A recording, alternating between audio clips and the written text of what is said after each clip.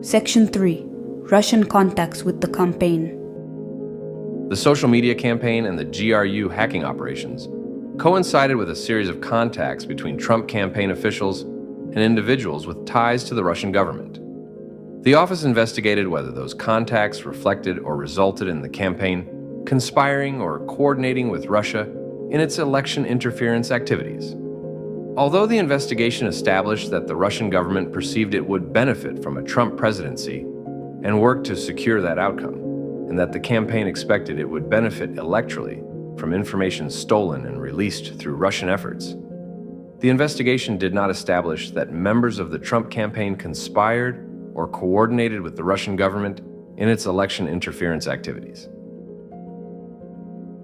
The Russian contacts consisted of business connections, offers of assistance to the campaign, invitations for candidate Trump and Putin to meet in person, invitations for campaign officials and representatives of the Russian government to meet, and policy positions seeking improved U.S.-Russian relations. Section 4 of this report details the contacts between Russia and the Trump campaign during the campaign and transition periods, the most salient of which are summarized below in chronological order. 2015. Some of the earliest contacts were made in connection with a Trump Organization real estate project in Russia known as Trump Tower Moscow. Candidate Trump signed a letter of intent for Trump Tower Moscow by November 2015, and in January 2016, Trump Organization executive Michael Cohen emailed and spoke about the project with the Office of Russian Government Press Secretary Dmitry Peskov. The Trump Organization pursued the project through at least June 2016, including by considering travel to Russia by Cohen and candidate Trump. Spring 2016, campaign foreign policy advisor George Papadopoulos made early contact with Joseph Mifsud, a London-based professor who had connections to Russia, and traveled to Moscow in April 2016. Immediately upon his return to London from that trip, Mifsud told Papadopoulos that the Russian government had dirt on Hillary Clinton in the form of thousands of emails. 1 week later, in the first week of May 2016, Papadopoulos suggested to a representative of a foreign government that the Trump campaign had received indications from the Russian government that it could assist the campaign through the anonymous release of information damaging to candidate Clinton. Throughout that period of time and for several months thereafter, Papadopoulos worked with Mifsud and 2 Russian nationals to arrange a meeting between the campaign and the Russian government. No meeting took place. Summer 2016. Russian outreach to the Trump campaign continued into the summer of 2016, as candidate Trump was becoming the presumptive Republican nominee for president. On June 9, 2016, for example, a Russian lawyer met with senior Trump campaign officials Donald Trump Jr., Jared Kushner, and campaign chairman Paul Manafort to deliver what the email proposing the meeting had described as official documents and information that would incriminate Hillary. The materials were offered to Trump Jr. as part of Russia and its government's support for Mr. Trump. The written communication setting up the meeting showed that the campaign anticipated receiving information from Russia that could assist candidate Trump's electoral prospects. But the Russian lawyer's presentation did not provide such information. Days after the June 9th meeting, on June 14, 2016, a cybersecurity firm and the DNC announced that Russian government hackers had infiltrated the DNC and obtained access to opposition research on candidate Trump, among other documents. In July 2016, campaign foreign policy advisor Carter Page traveled in his personal capacity to Moscow and gave the keynote address at the New Economic School. Page had lived and worked in Russia between 2003 and 2007. After returning to the United States, Page became acquainted with at least 2 Russian intelligence officers, one of whom was later charged in 2015 with conspiracy to act as an unregistered agent of Russia. Page's July 2016 trip to Moscow and his advocacy for pro-Russian foreign policy drew media attention.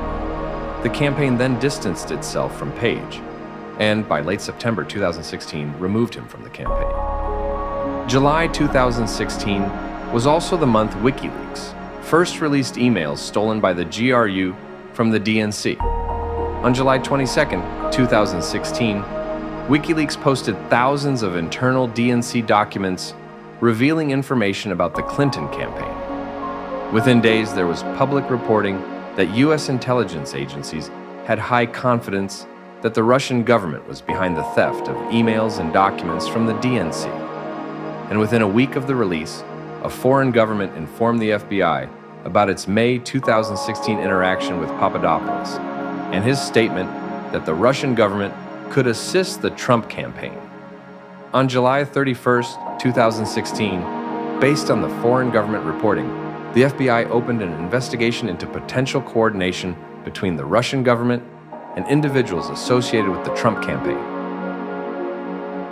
Separately, on August 2, 2016, Trump campaign chairman Paul Manafort met in New York City with his longtime business associate, Konstantin Kilimnik, who the FBI assesses to have ties to Russian intelligence.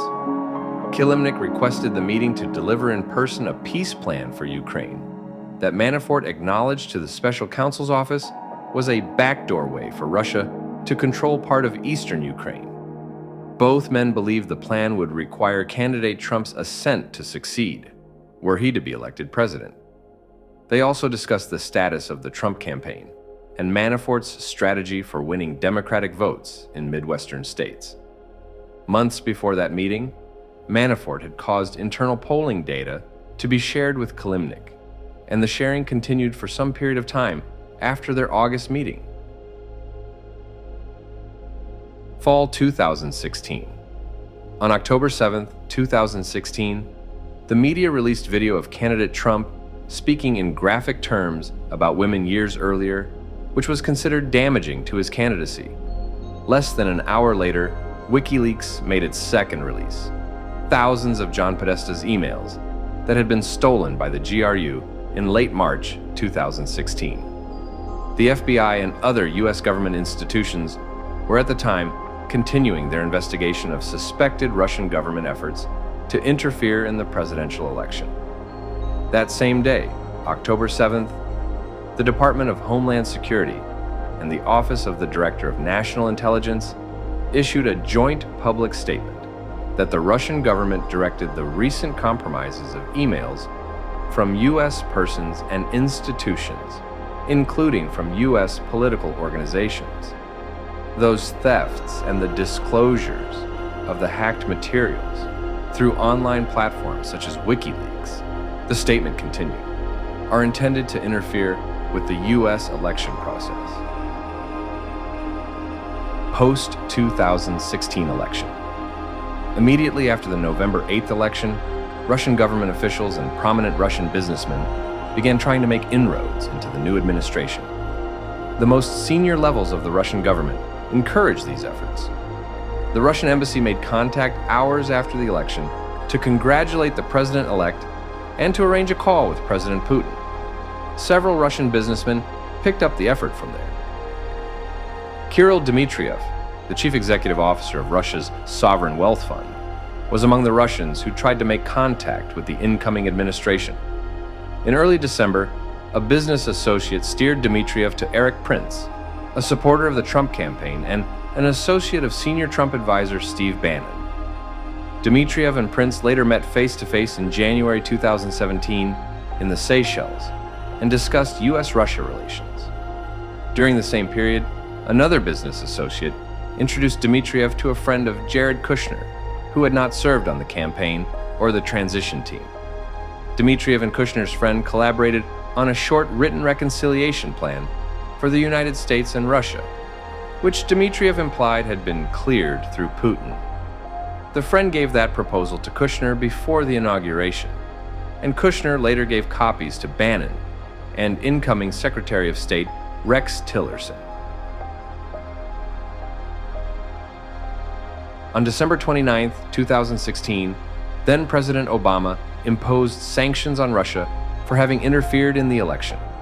Incoming National Security Advisor Michael Flynn called Russian Ambassador Sergei Kislyak and asked Russia not to escalate the situation in response to the sanctions. The following day, Putin announced that Russia would not take retaliatory measures in response to the sanctions at that time. Hours later, President-elect Trump tweeted, "Great move on delay by V. Putin."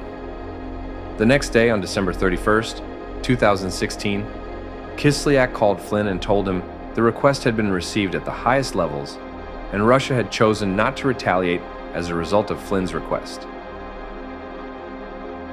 On January 6, 2017, members of the intelligence community briefed President-elect Trump on a joint assessment, drafted and coordinated among the Central Intelligence Agency, FBI, and National Security Agency, that concluded with high confidence that Russia had intervened in the election through a variety of means to assist Trump's candidacy and harm Clinton's. A declassified version of the assessment was publicly released that same day. Between mid-January 2017 and early February 2017, 3 congressional committees, the House Permanent Select Committee on Intelligence, HPSCI, the Senate Select Committee on Intelligence, SSCI, and the Senate Judiciary Committee, SJC, announced that they would conduct inquiries, or had already been conducting inquiries, into Russian interference in the election. Then FBI Director James Comey later confirmed to Congress the existence of the FBI's investigation into Russian interference that had begun before the election. On March 20th, 2017, in open session testimony before HPSCI, Comey stated,